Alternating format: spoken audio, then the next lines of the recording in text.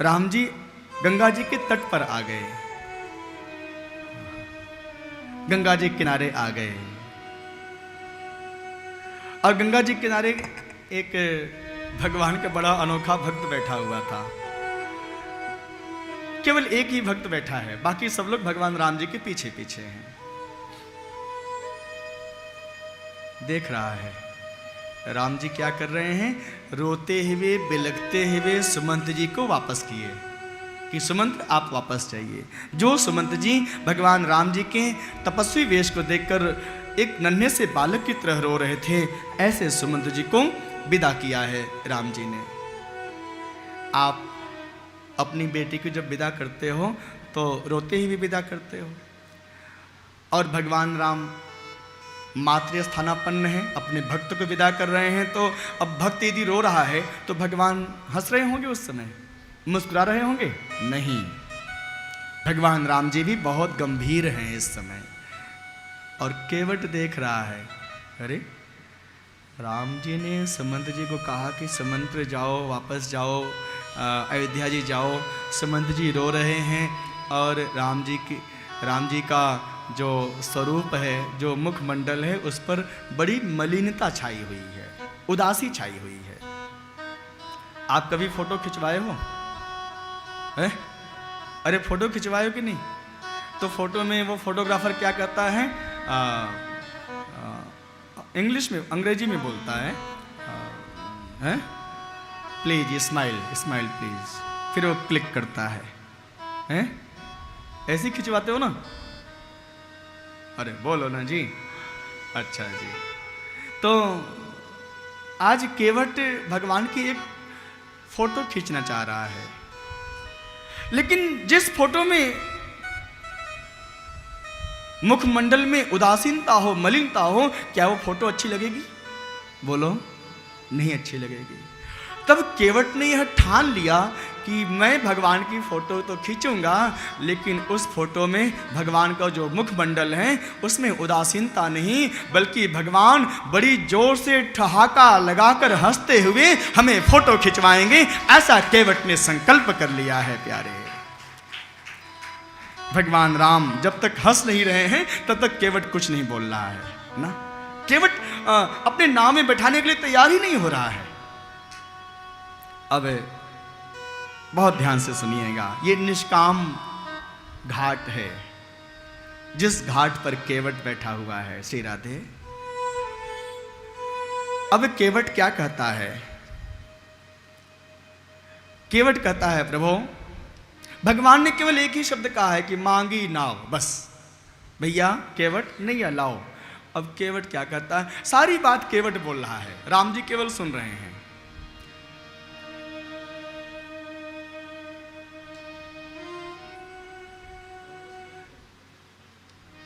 केवट कहता है, प्रभु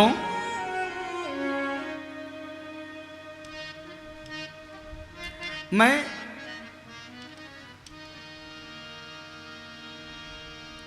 नाव नहीं लाऊंगा, कुछ स्वरूप तो होना चाहिए ना नाव का। नाव का स्वरूप क्या होता है? बढ़िया स्वरूप होता है। मैं अपनी नैया नहीं लाऊंगा, उस नैया पर आपको नहीं बैठाऊंगा। क्यों?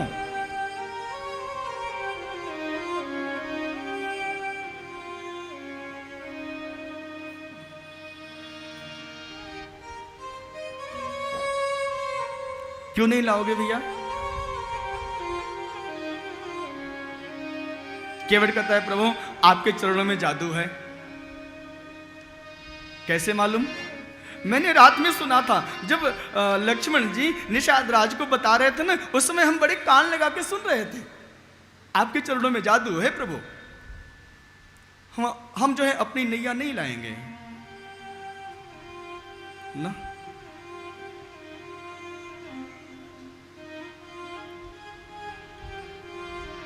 नहीं लाएंगे नाव ना। केवट कहता है, प्रभु चरण कमल रज, प्रभु आपके चरणों के कमल रूपी रज में बहुत बड़ा जादू है। क्या जादू है? बहुत ध्यान से सुनिए, जो हम लोग इतने पढ़े लिखे होकर नहीं समझ पाते हैं, वो अनपढ़ गंवार केवट समझ रहा है। क्या केवट कहता है, प्रभु आपके चरणों में बहुत बड़ा जादू है। क्या? मानुष करनी मूरी कछु आहे। कल हम सभी लोगों ने सुना था ना, मानस रोग। मानस रोग कब दूर होगा? जब गुरुदेव भगवान के वाणी के द्वारा जो ज्ञान, भगवान की भक्ति प्राप्त हुई है, उन राम जी के भक्ति को श्रद्धा के साथ अनुपान है। जैसे आप लोग कभी स्वास्थ्य लाभ के लिए त्रिफला चूर्ण लेते होंगे। त्रिफला, हरड़, बहेड़ा और आंवला, इन तीनों को मिलाकर त्रिफला बनता है। तो त्रिफला को लेने का एक नियम है। त्रिफला चूर्ण को सर्दी में किसी और वस्तु के साथ मिलाकर लिया जाता है, गर्मी में किसी और वस्तु, ये अनुपान होता है। बरसात में कभी गुड़ के साथ मिला के लेते हैं, कभी नमक के साथ मिला के लेते हैं, ये अनुपान है। तो भगवान की भक्ति कैसे लेना है? ये तो संजीवनी है, संजीवनी बूटी है, लेकिन इसका अनुपान किसके साथ लेना है? श्रद्धा के साथ। भक्ति को, भगवान की भक्ति को श्रद्धा के साथ लेना है। तो केवट यही बात बोल रहा है, प्रभु आपके चरणों के रज में बहुत बड़ा जादू है। क्या? कि ये मनुष्य को मनुष्यत्व प्रदान करती है। अर्थात हम सभी जो मनुष्य हैं, हम मनुष्य तभी होंगे प्यारे जब भगवान राम जी के चरणों की भक्ति हमारे जीवन में आ जाएगी प्यारे, तभी हम मनुष्य बनेंगे प्यारे, तभी हम मनुष्य कहलाने के योग्य होंगे प्यारे। मानुष करनी मूरी कछु आई। देखो केवट कितना बड़ा ज्ञानी है, जिसको हम लोग अनेक वेद, पुराण, शास्त्र पढ़कर भी नहीं समझ पाते हैं। वो केवट केवल एक गुरु वाणी को पकड़ लिया। सदगुरु बचन वैद विश्वासा। सदगुरुदेव भगवान जो जीवाचार्य रात्रि में लक्ष्मण जी उपदेश कर रहे थे, उनकी वाणी को पकड़ लिया और समझ लिया। क्या? कि भगवान के चरणों में बहुत बड़ी, बहुत सुंदर संजीवनी बूटी है। प्रभु आपके चरणों से मुझे कोई एलर्जी नहीं है, लेकिन आपके चरणों में आप नंगे पांव आए हो ना, आपके चरणों में धूल लगा है, मुझे उसी धूल से ही समस्या है। राम जी अभी कुछ नहीं बोले, केवल सुन रहे हैं।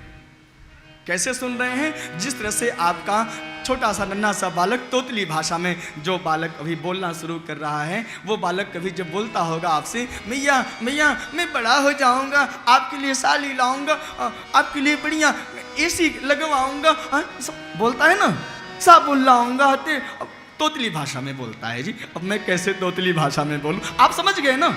हाँ, तो वैसे ही राम जी भी सुन रहे हैं। राम जी कौन है? त्वमेव माताश्च पिता त्वमेव। और ये केवट कौन है? सब मम प्रिय सब मम उपजाए। ये संतान है, ये पुत्र है, और भगवान राम मातृ स्थानापन्न है। और अब भगवान कैसे सुन रहे हैं? जिमि बालक कह तो तरी बाता। अब केवट बोल रहा है केवल, और लक्ष्मण जी बड़े ध्यान से सुन रहे हैं। प्रभु राम जी देखो, हमारे पास केवल एक ही साधन है कमाने का, यही हमारी जो लकड़ी की नैया है ना, बस यही एक साधन है कमाई का, जिससे हम अपना पेट, अपने परिवार का पेट उधर पालन करते हैं। प्रभु यदि आपको पार जानना है ना, तो एक काम करो। देखो आपके चरणों में बहुत धूल लगा हुआ है, और वो धूल, मैंने सुना है चरणों के धूल से एक पत्थर जो है स्त्री बन गई थी, नारी बन गई थी। अहल्या जी की धर्म पत्नी वो पत्थर थी, वो नारी बन गई। और क्या पता ये जो लकड़ी है वो तो पत्थर से भी मुलायम होती है जी। पत्थर तो बहुत कठोर होता है, पत्थर की अपेक्षा लकड़ी थोड़ा मुलायम होती है। और उस पर भी वो ये लकड़ी ये जो नाव की जो लकड़ी है ना, वो गंगा जी के जल में बहुत समय से है, तो और भी मुलायम हो गई है। और कहीं आपके चरणों का धूल हमारी नैया पर पड़ जाए, और कहीं ये नैया फिर स्त्री बन जाए, फिर एक तो पत्नी घर में है और एक और भी पत्नी मिल जाएगी, तो मैं क्या करूंगा? एक पत्नी इधर हाथ खींचेगी, दूसरी उधर खींचेगी। प्रभु नहीं नहीं नहीं नहीं, हम आपको नैया में बैठाने वाले नहीं हैं, नहीं, हम नहीं बैठाएंगे। प्रभु मैं क्या करूं? हमारे पास और कोई कमाई का साधन तो है नहीं। तो एक काम करो, क्या यदि आपको पार जाना है तो यहां से थोड़ी दूर और चले जाओ, वहां पर गंगा जी में बहुत थोड़ा सा ही जल है, कमर तक जल है केवल, वहां से आप पार चले जाओ। ये केवट बहुत चतुर है। केवट क्या कह रहा है, कमर तक जल है, वहां से आप चले जाओ, पार हो जाओ। राम जी पार हो जाएंगे कमर तक जल में, गंगा जी में, लक्ष्मण जी भी पार हो जाएंगे, लेकिन जो साथ में हमारी मैया हैं उसको कैसे पार करेंगे आप? महिलाओं को घुटना से ऊपर जल में प्रवेश नहीं करना चाहिए, ये सिद्धांत है, शास्त्र का नियम है। कभी आप लोग गंगा जी जाओ, यमुना जी जाओ, तो मैं देखता हूँ वहाँ पर हैं बढ़िया, अब सभी लोग आनंद लेते हैं जी, लेकिन जो नियम है वो क्या है? घुटने से ऊपर जल में प्रवेश नहीं करना चाहिए मातृशक्ति को, नारियों को, महिलाओं को। तो हे राम जी, आप तो पार चले जाओगे, लक्ष्मण जी भी पार चले जाएंगे, लेकिन हमारी सीता मैया को आप कैसे ले जाओगे? एक अड़ंगा लगा दिया केवट ने। अच्छा, वहां से नहीं जाना है उस घाट से, तो एक काम करो, बगल में जो है ना एक और भी उपाय बताया है केवट ने, वो वहां पर और भी लोग नाव लेकर बैठे हैं, आप उनकी नैया में चले जाओ। भगवान राम सुन रहे हैं। केवट वो सब सकाम घाट पे बैठे हैं, और केवट कहां बैठा है? निष्काम घाट पर। विशुद्ध प्रेम का घाट है ये, कोई कामना नहीं है केवट के मन में। मैंने एक दिन बताया था, भगवान की सेवा करो, गुरु की सेवा करो, संत की सेवा करो, किसी कामना को लेकर मत करना प्यारे, नहीं तो आप भक्त नहीं बन पाओगे, आप सेवक नहीं बन, आप तो फिर व्यापारी बन जाओगे प्यारे। हमने गुरु भक्ति किया, उसके बदले मुझे ये आशीर्वाद, नहीं नहीं नहीं, निष्काम भक्ति करना चाहिए। प्रभु, आपको यदि पार जाना ही है तो एक काम कहो, मुझे बोलो करने के लिए, बिना बोले भी मैं करूंगा नहीं। ये देखो केवट क्या बोल रहा है, जो प्रभु पारे अवसि गाचहूं, तो मोहि पद पदुम पखारन कहूं। प्रभु, यदि आप पार जाना चाहते ही हैं तो मुझसे बोलो, क्या मेरे चरणों को धो लो, मेरे मोहि पद पदुम पखारन कहूं। राम जी अपना हाथ सिर पे रख लिए, अब क्या करूं? जिन जनक जी ने मुझे जानकी जैसे सुंदर कन्या समर्पित किया, उन जनक जी को भी मैं अपने दोनों चरणों को धोने के लिए नहीं दिया था, एक अंगूठा मात्र, अंगूठे का अग्रभाग ही धोया था जनक जी ने। और आज ये केवट दे तो कुछ रहा नहीं है, और लेने के लिए पूरा दोनों पैरों का चरण धोवन मांग रहा है ये। राम जी सोच रहे अब क्या करूं? केवट देख रहे, अच्छा राम जी चिंता, अच्छा लग रहा है आप चिंता कर रहे हो प्रभु जी, आपके पास उतराई नहीं है। अच्छा, कैकेयी अम्बा ने सब उतरवा लिया था ना, सारा आभूषण और जो भी आप पहने थे। हे प्रभु, हम इतने कठोर नहीं हैं, हम सबसे उतराई लेते हैं, लेकिन जो मुनि वेश में होता है, जो तपस्वी वेश में होता है, हम भले ही गरीब हैं प्रभु, लेकिन इन लोगों से हम उतराई कभी नहीं लेते हैं प्रभु। आप आ जाओ हमारी नैया में बैठ जाओ, मैं उतराई बिल्कुल नहीं लूंगा, लेकिन मुझे आप चिंता मत करो प्रभु जी। राम जी तो सोच रहे थे ये बात कि हम जनक जी को अपना अंगूठा मात्र धुलवाए थे और ये दोनों चरणों को धो रहा है, इस बात को लेकर चिंता कर रहे थे, सोच रहे थे, लेकिन केवट कुछ और सोच लिया। राम जी अब केवट को देख रहे हैं ऐसे। केवट, अच्छा लगता है हम छोटे लोग हैं, इसीलिए आपको हमारी बात पर विश्वास नहीं हो रहा है। केवट बोल रहा है, प्रभु हम छोटे लोग हैं ना, इसलिए आपको हमारी बात पर विश्वास नहीं हो रहा है। अब केवट क्या बोलता है, प्रभु, हे प्रभु, जब तक मैं आपके चरणों को नहीं धो लूंगा तब तक मैं आपको उस पार नहीं ले जाऊंगा। श्री राधे। तो केवट बोलता है, प्रभु जी लगता है आप हमारी बात पे विश्वास नहीं कर रहे हो।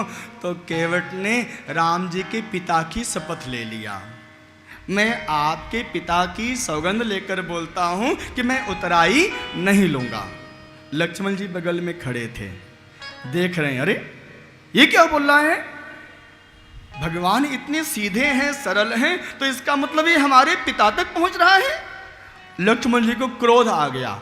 केवट देख रहा है राम जी के बगल में लक्ष्मण जी खड़े हैं और अपना दायां हाथ तरकस की तरफ आगे बढ़ाते हैं। ए लक्ष्मण, भैया लक्ष्मण, ये क्या कर रहे हो? एक तरफ तो आपके भैया मांग रहे हैं और आप क्या मुझे धमकी दे रहे हो? हम डरने वाले नहीं हैं।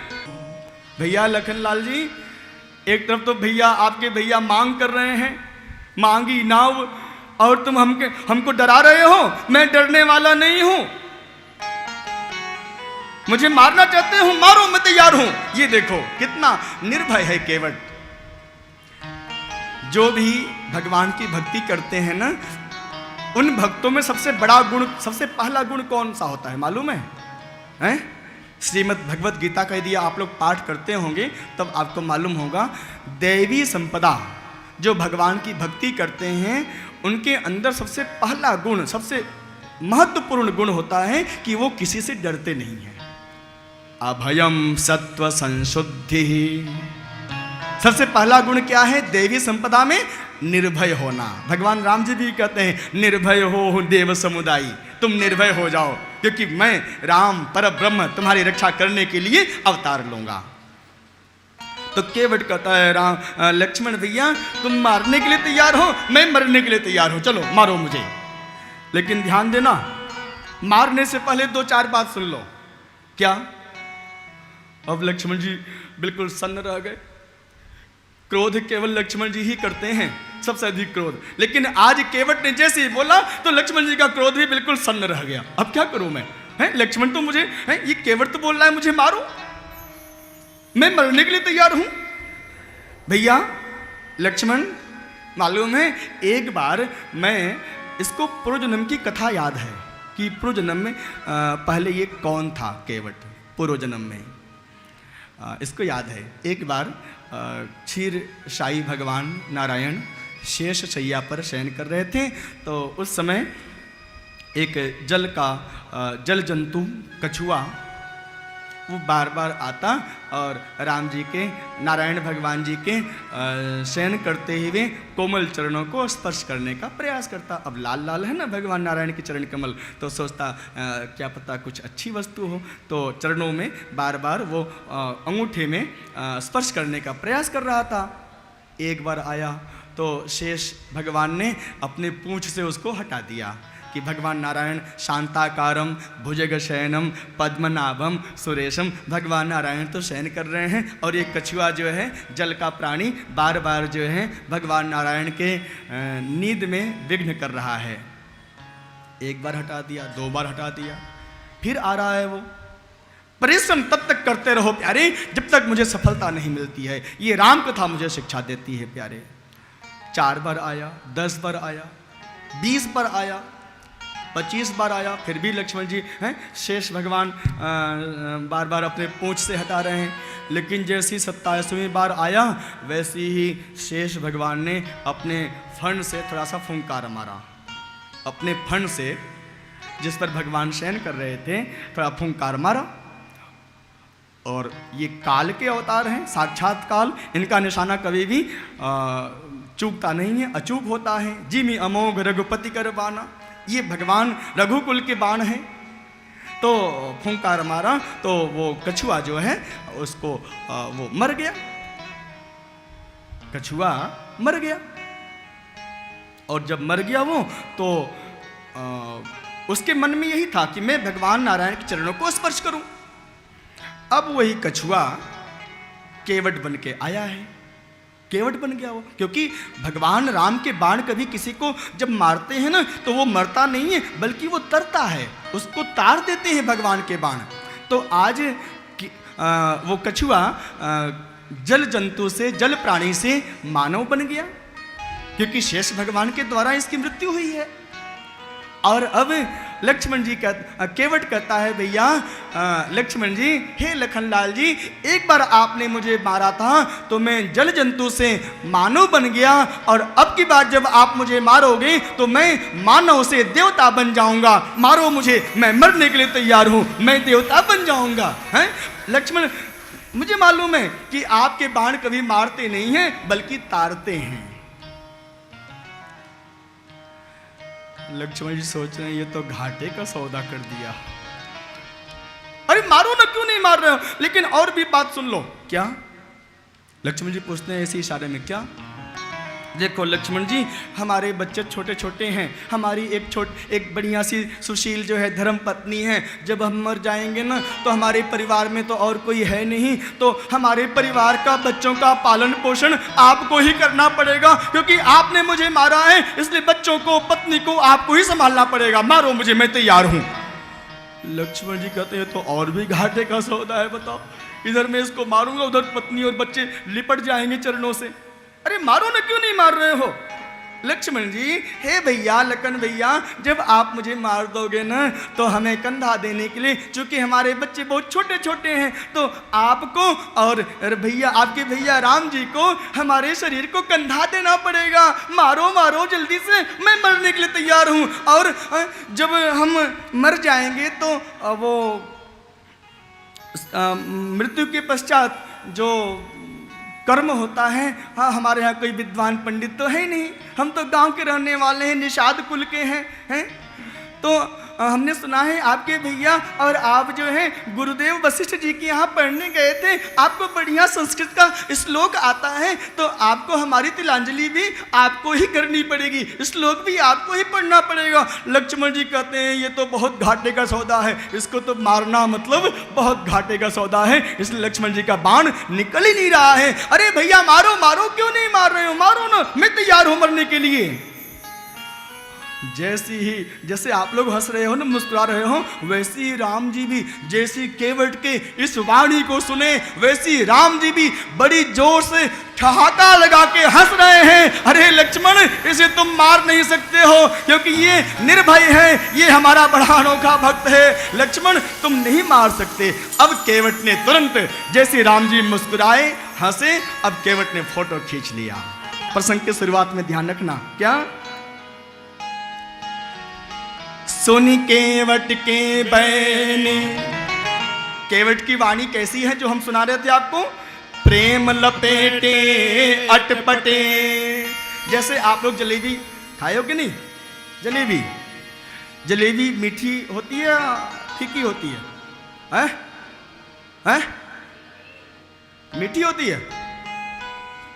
आपको मालूम ही नहीं। जलेबी जब सिद्ध करते हैं ना, उसमें मीठा नहीं होता है, वो फीका होता है। उसको जब चाशनी में डुबाते हैं सिद्ध करने के बाद, तो वो मीठा होता है जी। वैसे ही हमारी वाणी जब भगवान के प्रेम रूपी चाशनी में डूब जाती है तो वही वाणी मीठी हो जाती है प्यारे, और वही वाणी भगवान को बहुत अच्छी लगती है प्यारे, बहुत सुंदर लगती है। सोनी केवट के बैन प्रेम लपेटे अटपटे, तो हंसे नहीं बल्कि बेहसे, बड़ी जोर से हंस रहे हैं राम जी। बेहसे करुणा ऐन चितई जानकी लखन तन। लक्ष्मण जी की तरफ देखकर हंस रहे हैं, फिर कभी सीता जी की तरफ देख के हंसते हैं। क्यों? सुन लो, ये भी बात सुन लो। बेहसे करुणा ऐन चितई जानकी लखन तन। लक्ष्मण जी की तरफ देख के हंसे, क्यों? क्योंकि लक्ष्मण को केवट ऐसे ऐसे बोल रहा है कि बरु तीर मारो हूं लखन पै, जब लगिन पांय पखारी हो, तब लग्न तुलसीदास नाथ कृपाल पार उतारी हो। सीता जी की तरफ देख के क्यों हंसे? आज भगवान राम सीता जी की तरफ देखकर इसलिए हंस रहे हैं, हे सीता जी, हे सियाजू, एक बार तुमसे तुम्हारे चरणों की सेवा छीन ली गई थी लक्ष्मण जी के द्वारा, उस समय तुम बेहोश हो गई थी, और बाद में लक्ष्मण जी ने एक चरणों की सेवा मांगी, तब तुम्हें होश आया था। लेकिन आज ये केवट, ये देखो, ये एक चरणों का धोवन नहीं बल्कि दोनों चरणों की सेवा मांग रहा है। इतना बड़ा भाग्य इस केवट का देखो कि आज दोनों चरणों की सेवा स्वयं करने के लिए मांग रहा है। इसलिए भगवान राम सीता जी की तरफ देखकर हंसे। अब भगवान राम बोलते हैं, केवट कृपा सिंधु, बोलते हैं राम जी क्या बोलते हैं, कृपा के समुद्र हैं ये। क्या बोल रहे हैं केवट से, भैया सुनो सुनो भैया। अब राम जी बोलते हैं, केवट भैया तुम वही करो जिससे तुम्हारी नाव बची रहे। केवट कहता है, प्रभु हम पढ़े लिखे तो हैं नहीं, ये सोई करूं मतलब क्या करो, आप तो मुझे स्पष्ट बोलो कि मेरे चरणों को धो लो। अब हमारे यहाँ कोई संत महात्मा आवे, क्या कभी कोई संत महात्मा गुरुजन कभी ये बोल सकते हैं कि चलो भैया हमारे चरणों को धो लो? नहीं बोल सकते। तो राम जी कैसे बोले कि हमारे चरणों को धो? केवट कहता है, प्रभु जी मुझे ये सोई करूं, ये सोई फोई मुझे नहीं आता है, सोई करूं, क्या करूं मैं जिससे हमारी नाव रज। आप तो स्पष्ट बोलो कि केवट चरण मेरा धो लो, पानी ले आओ और चरण धो लो। तो भगवान को बोलना पड़ा। क्या? भगवान ने शायद किसी से भी ये नहीं बोला था आज तक कि हमारे चरणों को धो लो, लेकिन आज भगवान को बोलना पड़ रहा है। क्या?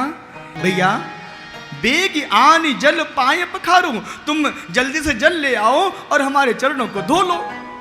आहा, जैसी केवट ने भगवान राम जी के इस आदेश को सुना, केवट अब गंगा जी की तरफ नहीं भाग रहा है गंगा जल लेने के लिए, ना ना ना ना। केवट भाग गया वहां से। कहां भाग गया? जहां उसकी कुटिया थी, जहां उसका मकान था, उस झोपड़ी की तरफ भाग। अरे केवट भैया रुको रुको रुको रुको, इधर आओ, बेग आनी जल पाए पखारो, जल्दी। कहां जा रहे हो तुम? अरे प्रभु रुक जाओ रुक जाओ। अरे जाओ जल लेके आओ ना, गंगा जी तो यहाँ है और तुम जा रहे हो अपने घर की तरफ। केवट कहता है, राम जी आपको इतनी भी बात नहीं मालूम है, हमारे घर में हमारी पत्नी हमारी प्रतीक्षा कर रही है, और कोई भी धार्मिक कार्य करना होता है तो बिना पत्नी के नहीं किया जाता है। मैं जा रहा हूं अपनी पत्नी को लेने के लिए, आप खड़े रहो यहीं पर, हम अभी अपनी पत्नी को लेकर आते हैं, फिर आपके चरणों को धोएंगे। अब केवट दौड़ते हुए गया अपनी कुटिया में और अपनी पत्नी से कहता, अरे चल जल्दी तैयार हो जा, चल कहां पर? जासु नाम सुमृत एक बारा, उतर ही नर भव सिंधु अपारा, सोई कृपाल केवट ही निहोरा। अरे चल, वो राम जी जिनके चरणों के नाम मात्र से भवरूपी समुद्र पार हो जाते हैं बड़े बड़े भक्त, आज वही राम जी हमारे तीर आए हैं, हमारे घाट पे आए हैं, चल उनके चरणों को धोते हैं। अब पत्नी रोने लग गई, ये क्या हो रहा है? राम जी वहां धूप में खड़े हैं, केवट भाग गया अपने घर में, और वहां जैसी पत्नी से कहा कि चल राम जी के चरणों को हम धोएंगे, तो पत्नी रो रही है। क्यों? केवट ने पूछा, अरे देवी क्यों रो रही हो? तब पत्नी ने कहा, प्रभु जी इस समय देखो हमारा कितना सौभाग्य है कि हम राम जी के चरणों को धोएंगे। हमने सुना है जनक जी ने सोने के परात में भगवान राम जी के चरणों को धोया था, लेकिन हमारे पास तो सोने की भी परात नहीं है, चांदी की भी परात नहीं है, और तांबे का भी परात नहीं है। हमारे पास तो ये लकड़ी का कठौता है केवल। अब बताओ मैं कैसे राम जी के चरणों को लकड़ी के थाल में धोऊं, लकड़ी के कठौता में धोऊं? तो केवट कहता है, अरे पगली, यदि हमारे घर में सोने और चांदी का भी परात होता ना, तो हम सोने और चांदी के परात में बिल्कुल नहीं धोते। क्यों? तुझे मालूम नहीं है सोने और चांदी की परात में पानी का एक भी बूंद उसके अंदर जाता है क्या? वो सोखता है? नहीं सोखता है। लेकिन लकड़ी का जो परात है ना, लकड़ी का जो कठौता है ना, वो अपने अंदर पानी सोख लेता है। जब राम जी के चरणों को हम धोएंगे तो राम जी के चरण का धोवन वो कठौता अपने अंदर सोख लेगा, जिससे हमारा वह कठौता परम पवित्र हो जाएगा। हम रोज उसमें भोजन बनाएंगे, आटा गूंथेंगे, और हमें भगवान का दिव्य प्रसाद पाने का अनुभव प्राप्त होगा। इसलिए चल यही पानी का कठौता लेकर चल। और अब केवट बहुत सुंदर, इस तरह से केवट ने बहुत सुंदर भगवान राम जी के चरणों को प्रक्षालित किया। और अब राम जी को जैसे ही चरणों को धोना शुरू किया, वैसे ही आकाश मंडल से दुंदुभियाँ बजने लगीं। देवता लोग नगाड़े बजा रहे हैं, धन्य हो केवट, धन्य हो, तुम्हारा भाग्य धन्य है, तुम्हारा भाग्य कितना तेज है, देखो देखो, और पुष्प की वृष्टि कर रही हैं सभी देवांगनाएं। धन्य हो केवट, धन्य हो, यही सम पुण्य पुंज को नाही। अब इस तरह से श्री राधे, राम जी, श्री राधे, अब केवट भगवान राम जी के चरणों को प्रक्षालित किया और अब राम जी को क्या करता है, अपने गोदी में उठा लेता है। प्रभु जी, यदि आप हमारे कठौता में जो आपका पैर है ना, जो हमने धोया है, यदि आप नाव पर चढ़ोगे तो फिर आपका पैर पृथ्वी पर पड़ेगा, और जैसे ही पृथ्वी पर पड़ेगा फिर धूल फिर लग जाएगी, फिर समस्या तो जस की तस बन जाएगी। तो हे राम जी, एक काम करो, अब आप हमारे कठौता पे खड़े रहो और हम आपको गोदी में उठाकर फिर अपने नैया में बैठाएंगे, ठीक है? तो अब केवट बहुत सुंदर भगवान राम जी को नैया में बैठाता है, अपने पितरों को पार करता है, और अब नैया खे रहा है, हैं? अब हम सभी लोग, अभी भगवान राम जी बैठ रहे हैं, सियाजू बैठ रही हैं, लक्ष्मण जी बैठ रहे हैं, और केवट अब अपनी नाव को चलाने के लिए अब बैठ गया है। अब नैया चलेगी और प्रेम और भाव से हम सभी लोग राम जी को उस पार उतारेंगे। लेकिन केवट भगवान राम जी को अपनी नैया में चढ़ा लिया। अब गंगा जी कभी दर्शन किए हो नहीं? गंगा जी की धारा धीरे बहती है, तेज से बहती है। कभी हरिद्वार गए हो? वहाँ गंगा जी की धारा देखो, धीरे बहती है ना, है? तेज से बहती है। अच्छा, तो केवट गंगा मैया से कहता है, ओ मैया, गंगा मैया, देख नहीं रही है हमारी नैया में कौन बैठे हैं? लक्ष्मण जी बैठे हैं, राम जी बैठे हैं, सिया जी बैठी हैं। गंगा मैया, आप थोड़ा धीरे धीरे बहो ना।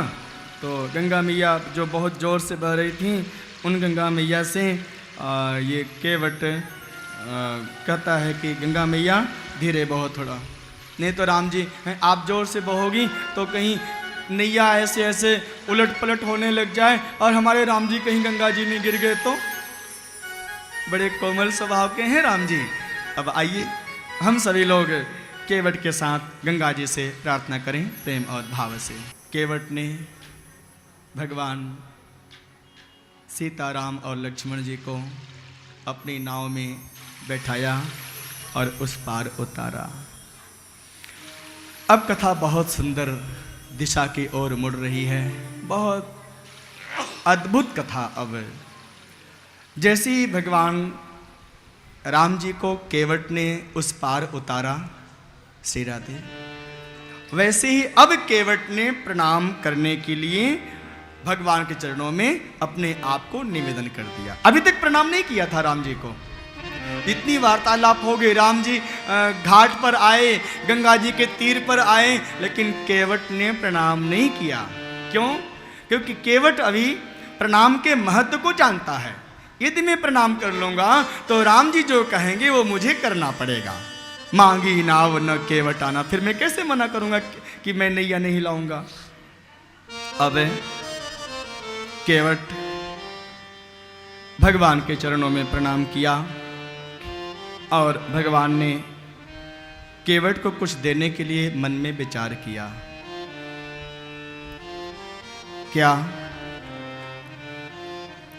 इसको मैंने कुछ उतराई नहीं दिया है। तो सीता जी ने अपने प्रियतम की बात समझ लिया और अंगूठी, मुद्रिका, उसको उतारकर राम जी के हाथ में धीरे से पकड़ा दिया। सीता जी पति जी राम जी के मन की बात समझ गई। मुद्रिका उतारकर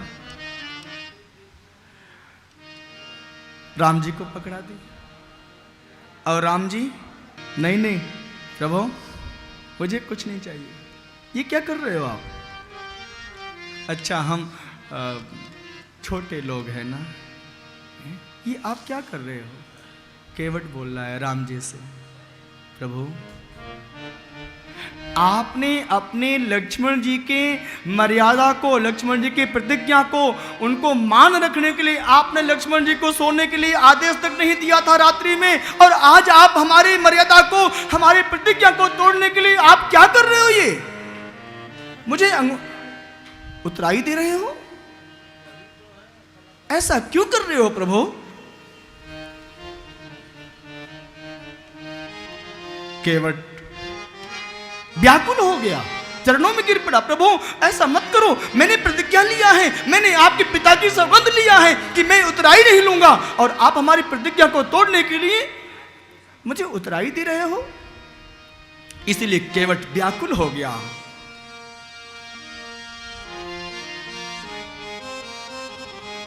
प्रभु ऐसा मत करो, मैं किसके दरबार में मैं मुख दिखाने लायक रह जाऊंगा? अरे केवट ने राजा दशरथ जी के सौगंध लिया और कि हम उतराई नहीं लेंगे, और फिर उतराई ले लिया। प्रभु ऐसा मत करो। और अंत में केवट ने एक बात कहा है, हे नाथ आज मुझे क्या नहीं मिला? बड़े बड़े ऋषि, महात्मा, संत, अमलात्मा तरसते रहते हैं आपके चरणों के स्पर्श के लिए, लेकिन आज मुझे केवल आपके ही चरणों का स्पर्श नहीं मिला, बल्कि आपके पूरे दिव्य शरीर के अंग का स्पर्श मिला है। मैंने आपको अपनी गोदी में उठाकर नैया में बैठाया है प्रभु। इतना बड़ा सौभाग्य आपने मुझे दिया है प्रभु, इससे बड़ा सौभाग्य और क्या चाहिए मुझे? नाथ आज मैं, हे नाथ आज मुझे क्या नहीं मिला? सब कुछ तो मिल गया। नाथ आज मैं काहे न पावा, मिटे दोष दुख दारिद्र दावा। नाथ आज मैं, हे नाथ आज मुझे क्या नहीं मिला?